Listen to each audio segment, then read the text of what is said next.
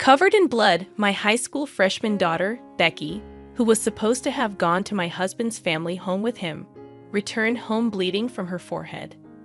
I screamed in shock, and after hastily treating her wounds, I immediately contacted my husband, Ryan. When he answered the phone, I couldn't help but yell at him, "Ryan, where are you? I told you I'm on a business trip, didn't I?" I was stunned by his unexpected reply.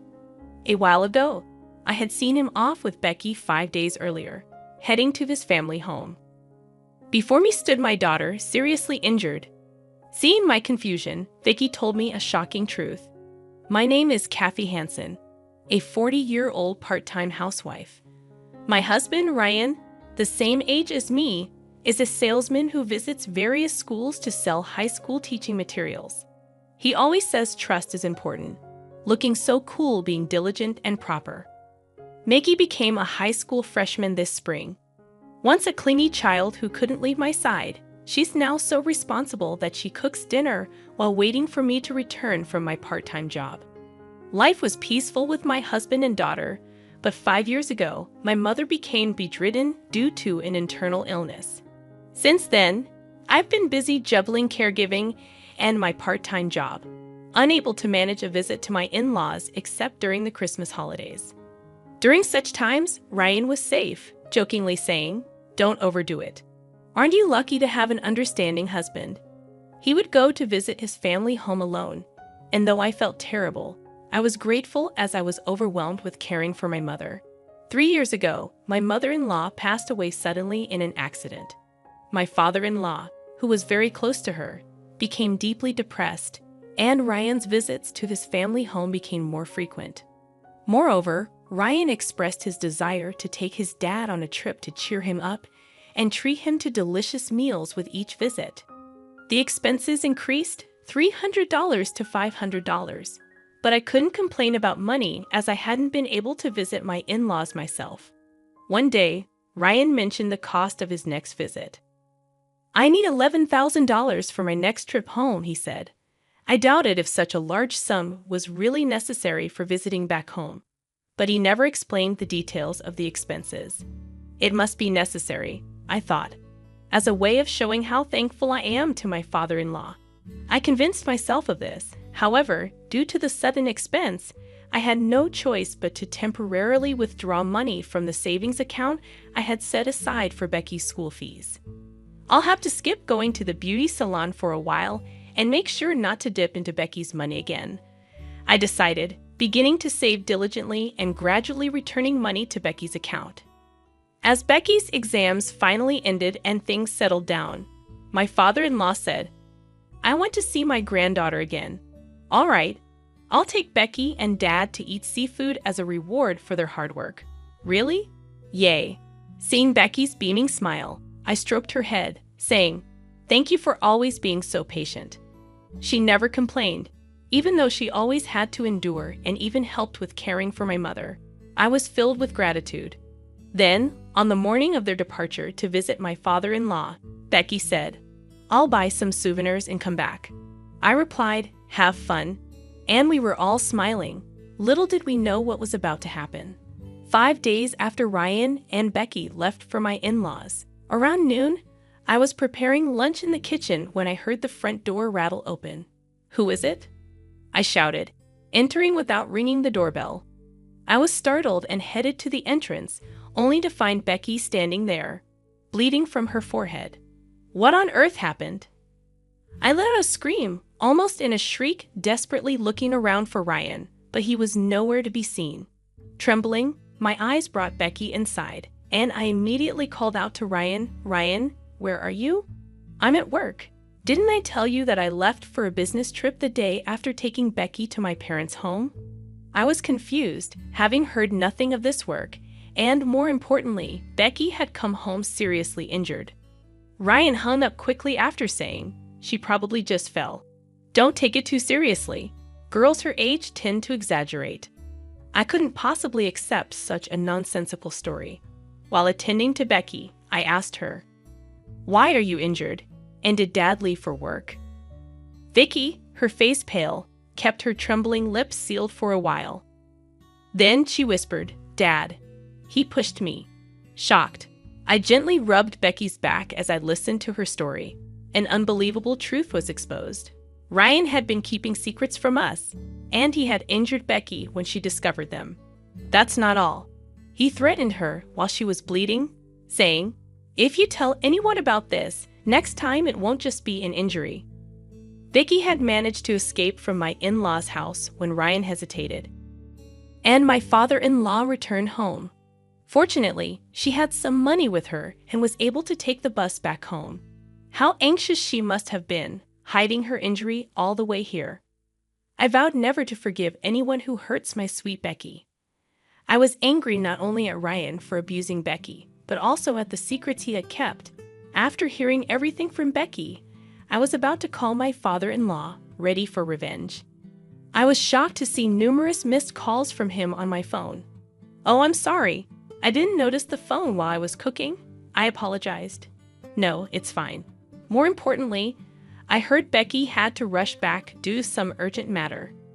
"Did she arrive safely at your place?" "That's what I've been worried about, and why I called so many times," my father-in-law inquired.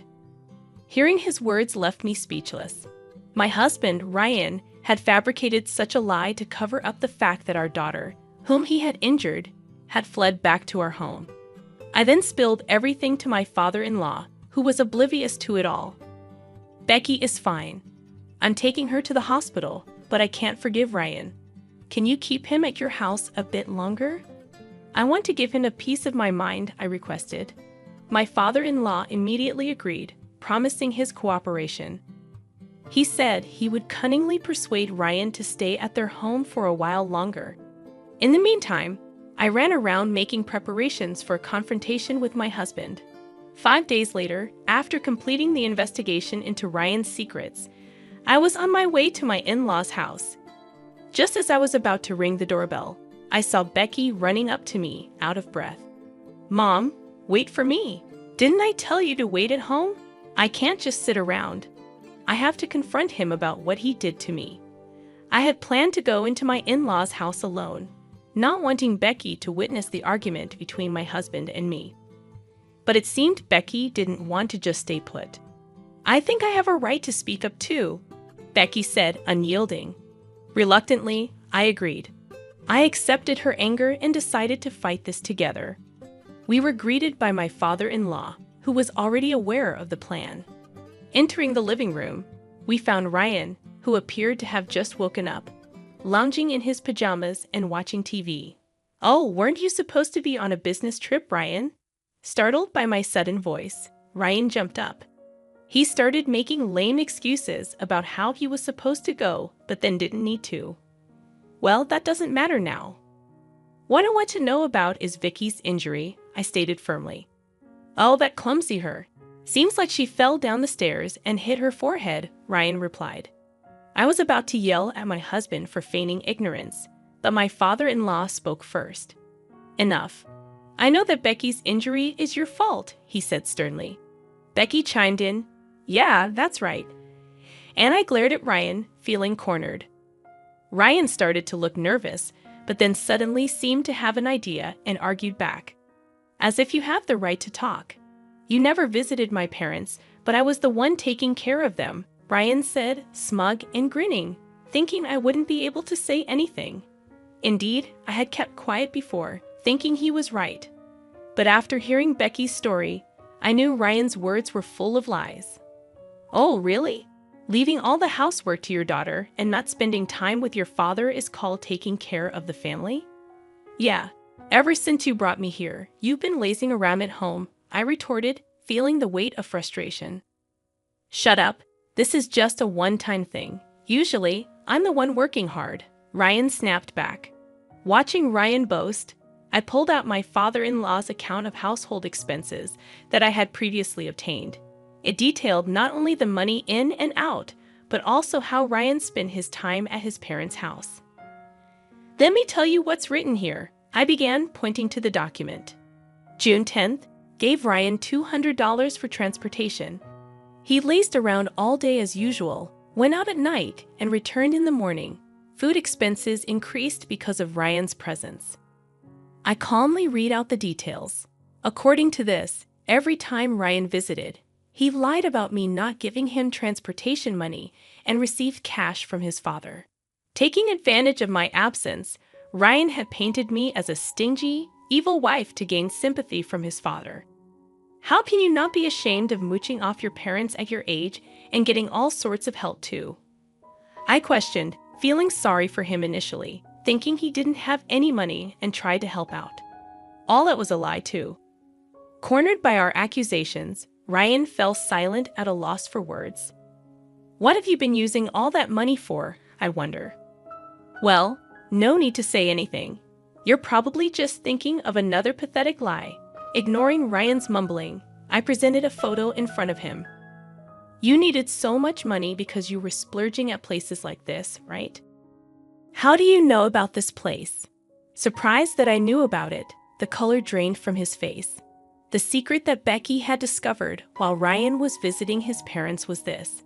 She thought Ryan was diligently caring for his father, but he was actually going out at night and returning in the morning. Suspicious, she secretly investigated and installed an app on his phone to track his location. After he left, she checked his whereabouts on a computer, always finding him at the same place. Researching online, Becky found out it was a gentleman's club. Shocked, she was about to call me when Ryan returned home. He found her researching the location and the club on the computer, and in a fit of rage, pushed her. Becky hit her head on the corner of a dresser, causing the bleeding, and the rest is as you know. After hearing Becky's story, I left my mother in the care of professionals for a few days and went to the club to gather evidence of Ryan's wasteful spending. The shock I felt seeing my husband cheerfully entering the club. The money for this visit, even if temporary, was taken from Becky's school fund, and he used it. "This, Dad, you're the worst," I said, presenting undeniable evidence. Ryan, cornered by the evidence, muttered weakly, "Isn't this normal for men?" and looked up at his father for support. "What are you talking about? Using your child's school money for your satisfaction is inexcusable for any man. I'm tired from work. Isn't it okay to have a little fun?" Vicky sighed in exasperation at Ryan's stubbornness. "Mom, do you know what kind of place that is?" "Huh? Oh no, I just took the photo and left immediately. I thought so." "Here, take this," Vicky said, laying out several printed pages of the club's website on the table. Looking over them with my father-in-law, we saw that the outfits worn by the girls at the club were school uniforms. They all seemed to be adults, but it was a gentleman's club where they cosplayed in revealing school uniforms.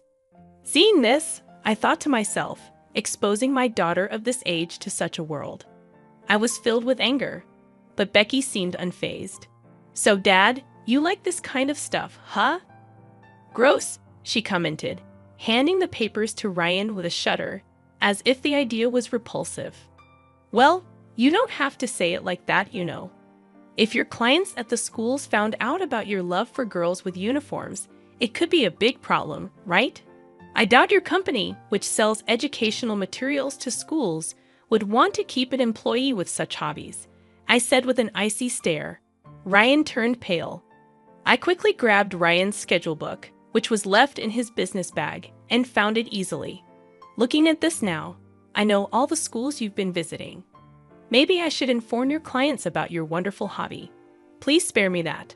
I'm sorry. I went too far. I'll change my ways from now on." Realizing he couldn't escape, Ryan started trembling and knelt down. He apologized profusely. But years of frequenting those clubs, wasting money, not to mention injuring our daughter, were not forgivable. "Who would believe a liar like you?" I thought. "Dad, I've consulted with a lawyer, and I'm ready to proceed with a divorce. I'll make sure you pay back all the money you squandered on your indulgences, plus compensation. This is the end for us." Ryan tried to cling to Becky, but she dodged him, saying, "You gross." Eventually, he broke down crying, and we glared at him coldly. Soon after the divorce was finalized, and I demanded from Ryan the $115,000 he had squandered and $30,000 in compensation. Word of his club visits leaked to his company. Ryan was fired, and even his father cut ties with him. Now, he lives alone in a rundown house, barely making ends meet with day-to-day jobs. Unable to afford the compensation payments, he ended up borrowing money from shady lenders and now lives in fear of debt collectors. Meanwhile, I have found more time to myself after the divorce.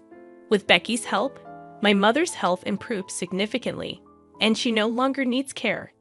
Now, the three of us women are enjoying a happy and harmonious life.